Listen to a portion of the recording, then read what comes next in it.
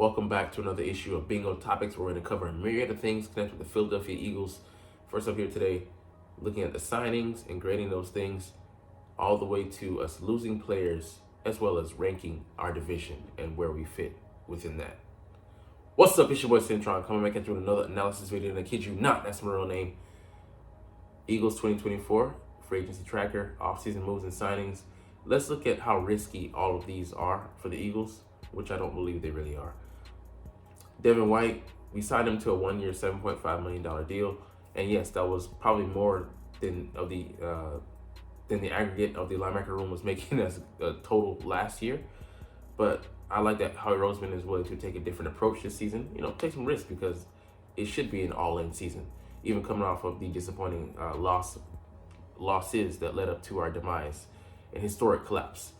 That being said, he's looking to be a starting partner opposite Nakobe Dean.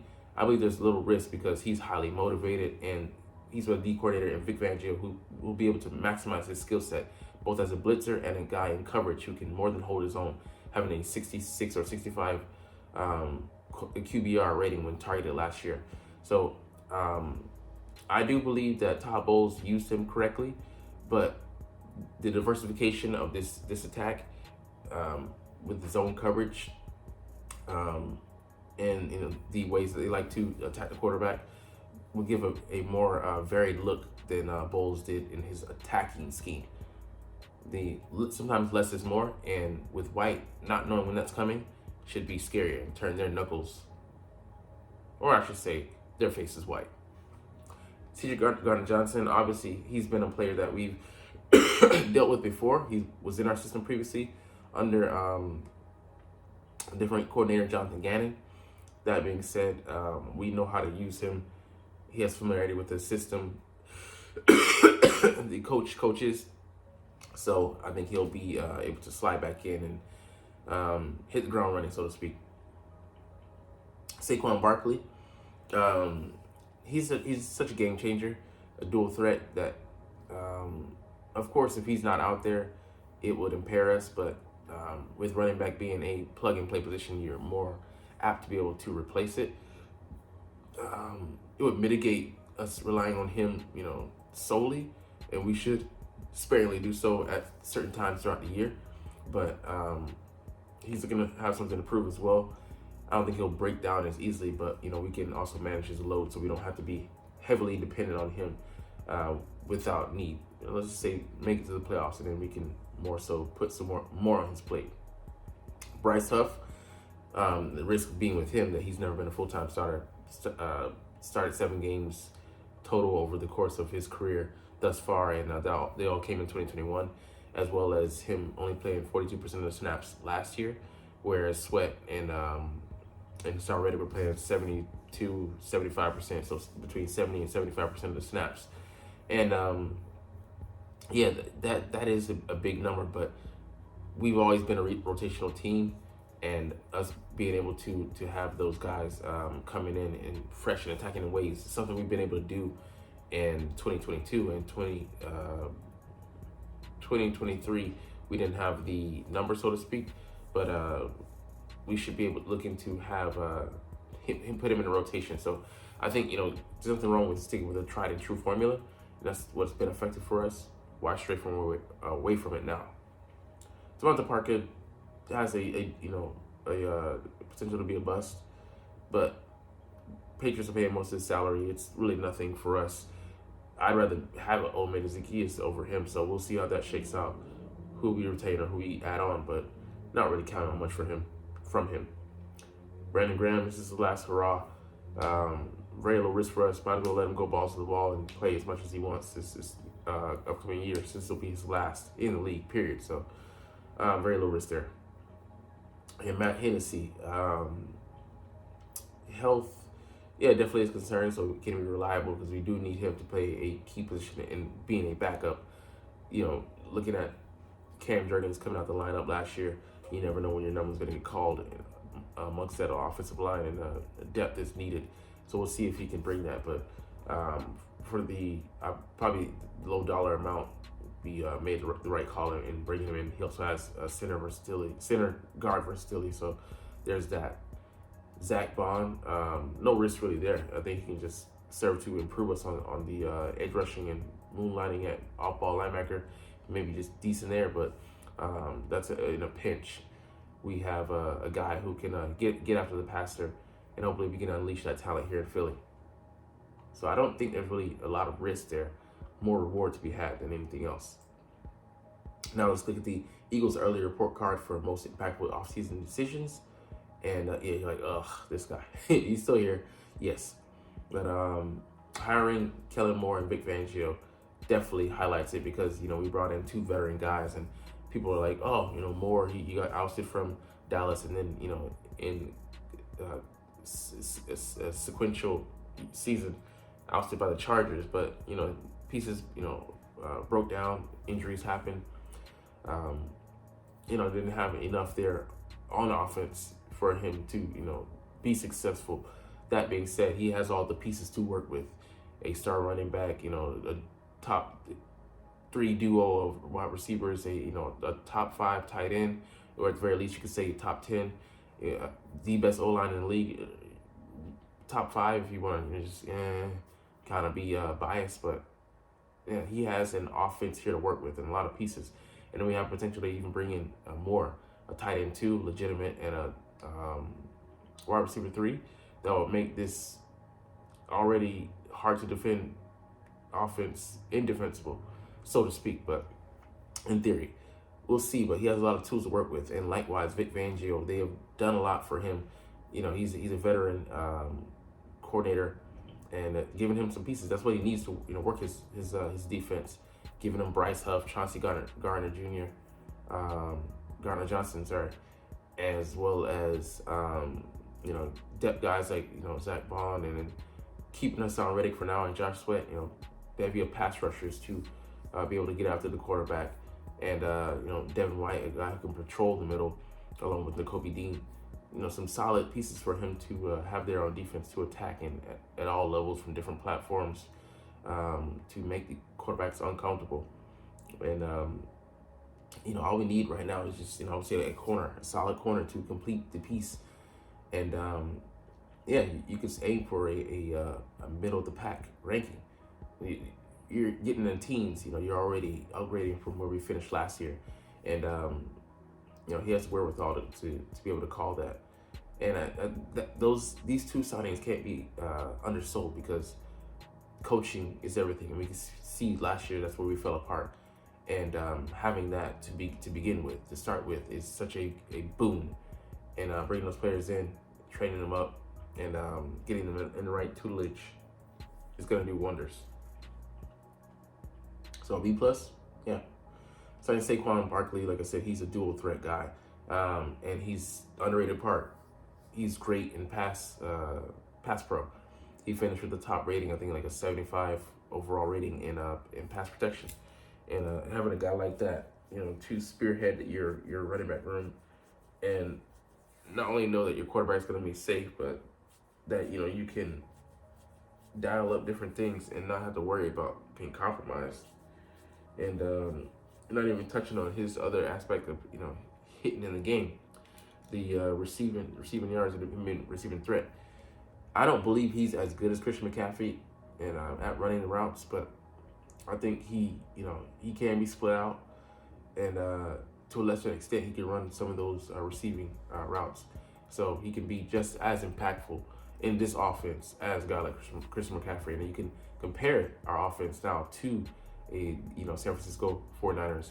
Although we need to, like I said, find that tight end 2 and wide receiver 3 to truly make this offense pop.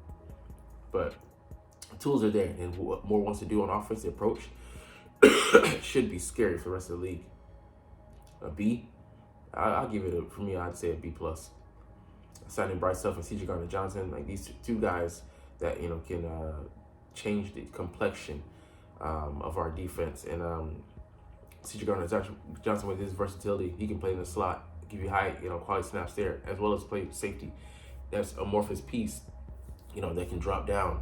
We can have our third safety come in. Let's just say that's Sidney Brown when he heals up, and your outside corner, he can become Joker. He can roam the formation and attack or give you an extra man to defend.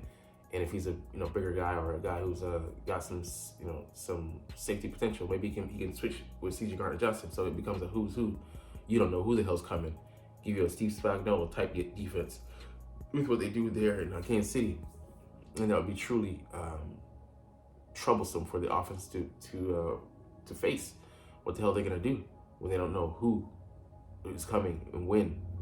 So they have to be unsure and take some more safer looks in their approach. So limits what they can do and what they want to try to do.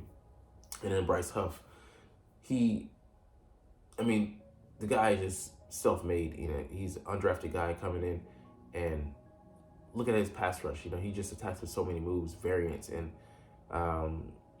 he was solid playing on the run. At times when he was called for that to be his responsibility. I just believe the guy, the way he sets the mood, just be such a spark plug for the rest of the guys on that unit, and he don't get him in the right number of ballpark where he can be effective and not burn him out with the number of snaps they're playing. But if I hope we really do keep those three, because if we have him, Hassan, and Josh Sweat, man, talk about waves, just relentless. And all we need to do, to do it for this season, and then we're gonna reassess, reevaluate going on. But from here, don't need to rush things. It's about the long-term game, and there's gonna be some short-term and long-term within there as far as deals go.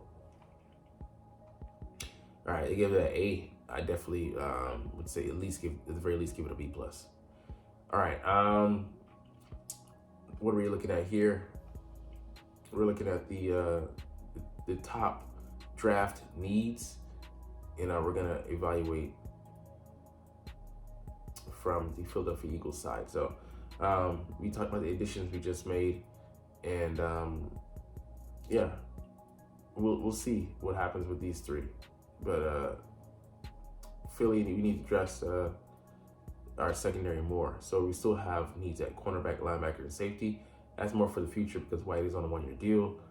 I would say safety because we're unsure about Reed Blankenship and where his situation lies. And cornerback, we're just aging there. So we still have miraculously $39.2 million in salary cap space. And here are the picks we have. So we have 8 overall picks, 9 in the third, 9 in the seventh, but 3 5s, 2 2s, and a 4, and 1 in the first and 6. So Kool-Aid McKinstry, I wouldn't be opposed to that because we do need new blood at cornerback. Yeah, some of the guys on the roster currently, Keely Ringo, Eli Ricks, they played somewhat nice down the stretch and showed you something. But having a definitive guy there and a guy like Kool-Aid would allow you to feel comfortable in the future, and then most likely letting Darius Slay go next season, and then continuing to overturn that position and get fully, get younger. So, guy I forgot to mention is Isaiah Rodgers.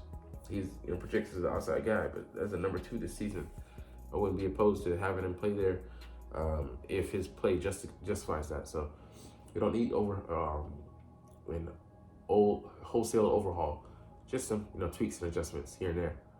Day 2 pick, inside guy, interior, not high on that. We drafted Seen high, and guy like Hennessy backing up. Lower priority, definitely not a day 2 area to address. We'll go elsewhere. And Edifon Loaf-Foshiel wouldn't be opposed to this. A guy who can help us on coverage. Day 3 target, so we can plan for the future as well. I don't know. I have some other guys I want to keep tabs on, but interesting name though. And that he's not strong in the tackling department. You need that, but he's solid in pass coverage. Is a skill set to be to take note of, but we still need a linebacker to tackle first. And our ranking in the division, or not in the division, but amongst the divisions, we're 6th overall. We're tied in competition for the first spot right now with Dallas, but they haven't done much this offseason. They're kind of tied with their salary cap position. This guy holding them hostage did a great job, Dak. I appreciate you. Love you, bro. keep holding your team down. You know what I mean? You fighting for them. But us, had an embarrassing way to end the last season and flaming out with that wild card exit. But we had guys to replace like Kelsey and Fletcher, and it's just as bad as its skills. It's the leadership side. But that being said, bringing all this new blood, primarily on the defense, and Devin White, C.J. Gardner-Johnson, and Bryce Huff with Saquon joining us on the offense, it definitely would help us to right the ship and first win the division, and worry about the rest, because that gets you an automatic ticket to the to playoffs. So we do need to make sure that we self-correct on things and get things in order. But it truly is boom or bust, because we've done so much overhaul that if it doesn't result in a certain amount of success, heads will roll, and that's just the gamble we've taken on. But I think what we've done to equip ourselves, the baseline the floor is so high, so we should be able to achieve a certain amount of success. I'd say 10 wins is like the floor, should be. All right, we lost another offensive lineman to a pedal. It's been picked off. I forget the other depth guy we lost, but we lost Jack Driscoll, our Swiss Army knife. Started games for us at tackle as well as guard. Last year was tackle, and the previous year was as well. And before that, he was a guard, but he's gone on to sign with the Dolphins, and we're gonna have to replace that depth, man, because previously he's been with the guys that hold it down for us there. We can no longer count on that, and he's gone off to greener pastures, quite literally. But wish him the best, man. And with that, we're gonna finish up. But you're not even watching, though. But it's all good, because I love talking about the Eagles and I love making these videos. So we're gonna chunk the deuces officially. But as always, it's fly Eagles fly, and let's motherfucking go. Like, comment, share, subscribe if you like. Thanks for watching. Check me out at Cintron, Cintron Anime, Cintron Life, or Cintron Laughs, or other social media.